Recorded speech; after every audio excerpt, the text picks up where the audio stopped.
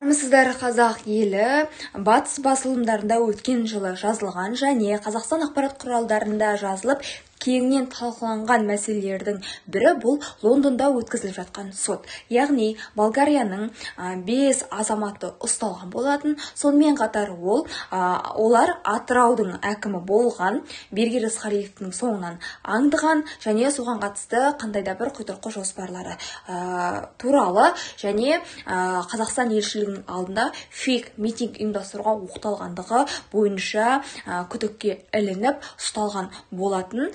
Және соған байланысты сот өткізіліп жатыр. Одан бөлек тағы да ресейлік көпшілікке белгілі Христо Грозов деген зерттеуші журналист бар. Міне осы азаматты да аңдыған, тыңшылық жасаған осы азаматқа байланысты да және одан бөлек америкалық вазаларды аңду үшін, бұзу үшін, бақылау үшін арнайы ұяшық құрып, кәдімгідей бір қылмыстық топ жасаған және бұларды ресейлік арнаулы қызметкерлерінің өздері болмаса да солардың тапсырмасымен орындап осы әрекеттерге барды деген мәліметтерде тарады. Және осы ақпарат құралдарында, батыс басылымдарында жазылғандай, бұл азаматтардың ішінде, яғни ұсталған 5 Болгарияның азаматының ішінде екеуі өз қылмыстарын мойындаған, ал үшеуі мойындамағандығы туралы да мәлімет шықты. Бұдан басқа Қазақстан билігіне қатысты да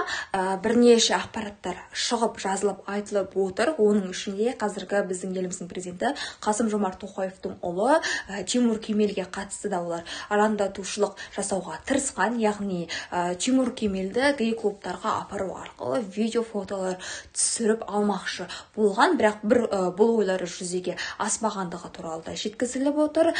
Сонымен қатар осы британдық парламент депутаттарын жалдамақшы болған, Қазақстан билігіне қатысты ой пікірлерін айту үшін сатып алмақшы болған.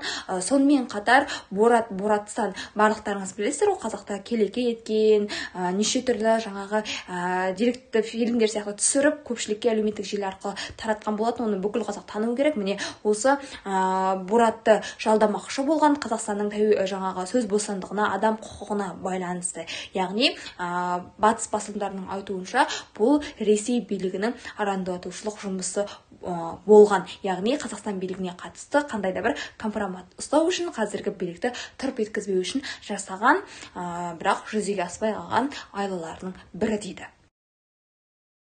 Және ресейлік журналист, зерттеуші тәуелсіз Христо Грозовтың айтуы бойынша бұл қаңтар оқиғасынан кейін Ресей билігінің Қазақстанға жасаған құйтырқы әрекеттерінің бірі. Яғни осындай әрекеттер арқылы Қазақстан билігін тырп еткізбей, өздерінің ащы алақанда, жұмса жұдырығында ұстауға жасалған әрекеттерінің бір көрінісі деп жазады. Қазіргі таңда осыған байланысты Лондонда сот әлі жалғасып жатыр, жүргізіліп жатыр. Енді қандай ақпараттар болып жатыр? Алдағы уақытта міндетті түрде осыған байланысты біз сіздерді ақпараттандыратын боламыз. Ол үшін біздің осы Демократиялық Қазақстан YouTube арнамызға және Мамай Жанболат TikTok, Instagram парақшаларымызға жазылып алыңыздар. Біз тек шындықты айтамыз және нақты фактілерге, дәлелдерге сүйенген ақпараттармен ғана сіздермен бөлісетін боламыз.